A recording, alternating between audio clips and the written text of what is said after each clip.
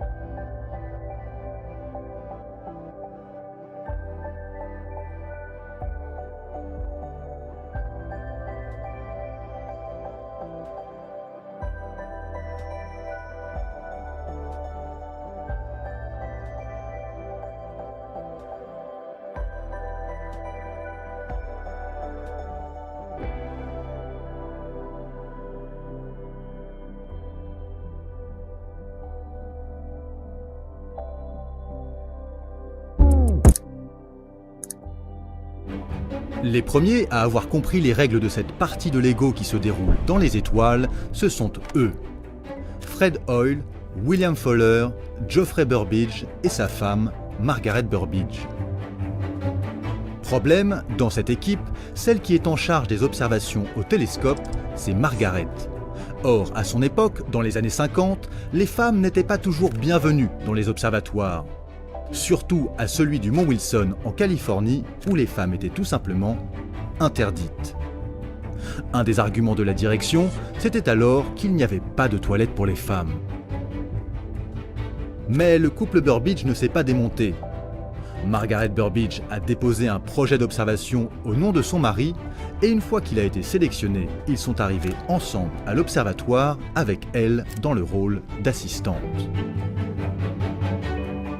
Au bout du compte, en 1957, le couple Burbidge, William Fowler et Fred Hoyle ont publié un article révolutionnaire sur l'origine des éléments.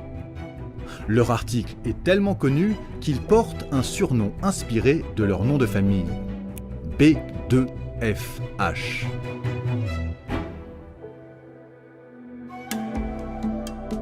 Pour faire simple, l'article B2FH a un objectif: expliquer les règles de la partie de Lego qui se joue dans les étoiles.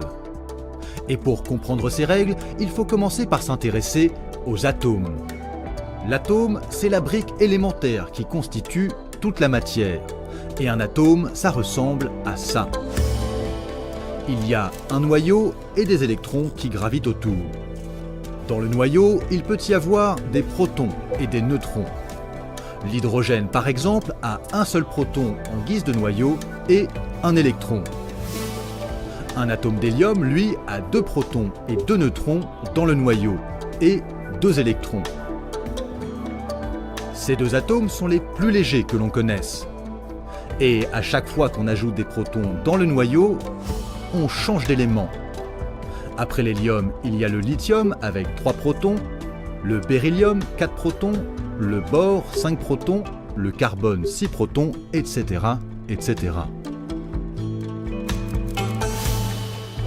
Voilà, tout ça, c'est la recette de la matière.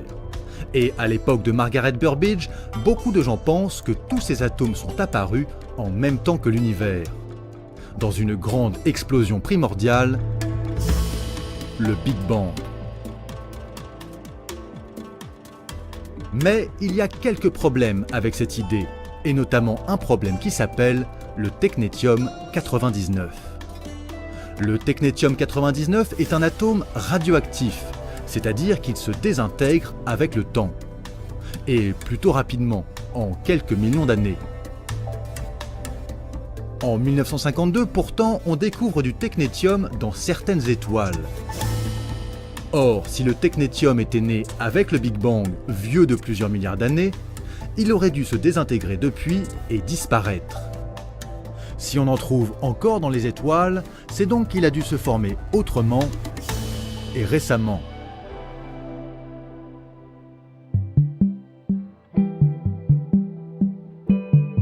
Et c'est là que la théorie du quatuor B2FH intervient. Selon eux, les atomes qui composent la matière ne sont pas nés avec le Big Bang, mais ils sont fabriqués dans les étoiles à partir des plus petits atomes, au cours d'un processus que l'on appelle la nucléosynthèse stellaire. Voilà le principe. Au départ, une étoile naît dans un nuage de gaz. Et comme toutes les choses que l'on trouve dans l'univers, ce nuage est sensible à la gravité. Pour rappel, la gravité agit d'une manière simple. Elle fait en sorte qu'un objet massif attire vers lui les autres objets massifs, et vice-versa. En somme, tous les objets massifs s'attirent entre eux. Dans le cas du nuage, la gravité agit de telle sorte que la périphérie de celui-ci est attirée vers son centre.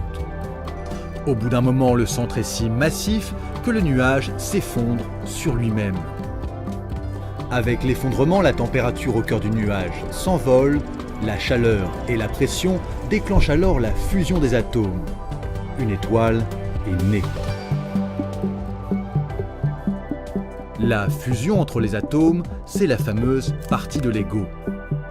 L'idée, c'est que sous la pression de la gravité et de la chaleur, les atomes s'assemblent entre eux pour en former de plus gros. Par exemple, les atomes d'hydrogène qui ne contiennent qu'un seul proton fusionnent en hélium, qui en contient 2. Puis l'hélium fusionne en carbone, qui contient 6 protons. Plus l'étoile est grosse, plus la température augmente et la fusion se poursuit. Le carbone donne de l'oxygène, du néon, du magnésium et ce jeu d'assemblage continue jusqu'au fer qui contient 26 protons. Après cela, il y a un problème. Le fer ne peut pas fusionner. Parce que l'énergie nécessaire à la fusion du fer ou des atomes plus lourds serait supérieure à l'énergie dégagée par leur fusion. Contrairement aux atomes plus légers dont la fusion nécessite moins d'énergie qu'elle n'en dégage.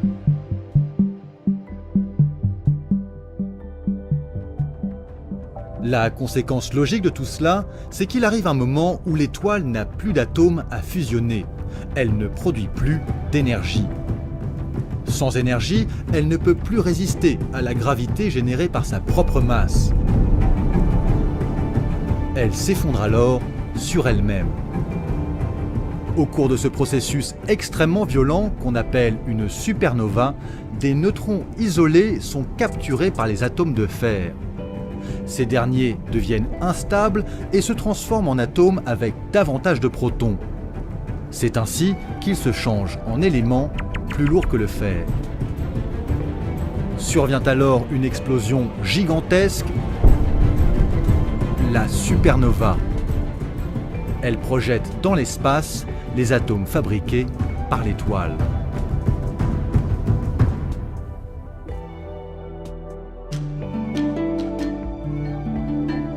L'article B2FH, très complet, décrit encore d'autres façons d'agencer les Legos.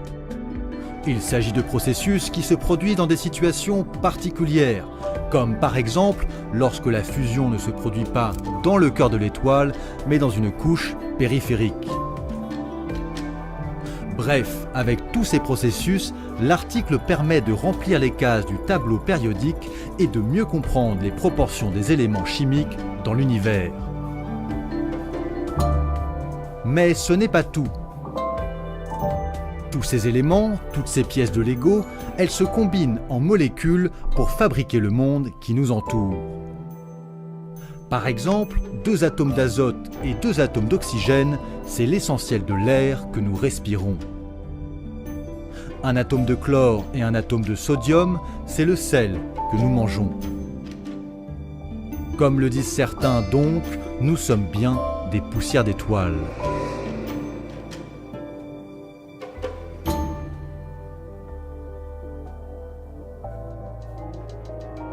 Alors évidemment, il existe quelques nuances. L'hydrogène et la majorité de l'hélium, par exemple, sont apparus avec le Big Bang, bien avant l'apparition des étoiles. Ils sont en quelque sorte les briques élémentaires de la matière. Et puis, certains éléments sont fabriqués par d'autres types d'étoiles. L'or, par exemple, serait essentiellement généré lors de la collision entre des cadavres d'étoiles qu'on appelle des étoiles à neutrons. Ou encore, certains éléments légers comme le lithium ou le bore peuvent provenir d'atomes coupés en deux par les rayons cosmiques qui traversent l'espace interstellaire. Mais pour l'essentiel, Margaret Burbidge, Geoffrey Burbidge, William Fowler et Fred Hoyle ne se sont pas trompés. Une grande partie des atomes que nous connaissons est fabriquée par les étoiles.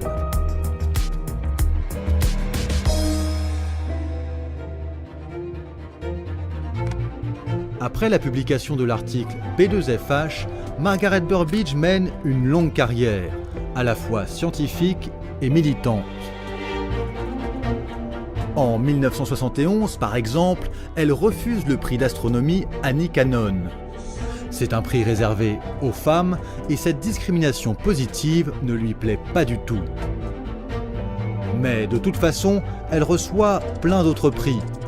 Des prix dont on sait aujourd'hui qu'ils sont composés de poussière d'étoiles.